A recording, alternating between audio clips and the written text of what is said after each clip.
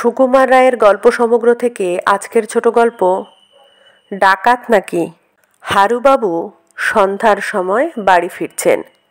Station থেকে প্রায় আধ মাইল দূর। বেলা শেষ হয়ে এসেছে। হারুবাবু তাড়াতাড়ি পা চালিয়ে চলেছেন। তার এক হাতে ব্যাগ আর এক হাতে ছাতা। চলতে চলতে হঠাৎ তার মনে হলো কে যেন তার পিছন পিছন আসছে।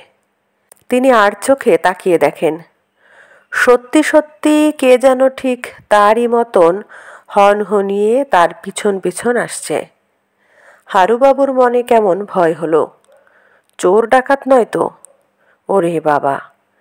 সামনের ওই মাঠটা পার হবার সময় একলা পেয়ে হঠাৎ যদি ঘাড়ের উপর দু চার ঘা লাঠি কষিয়ে দেয়, তাহলেই তো গেছি।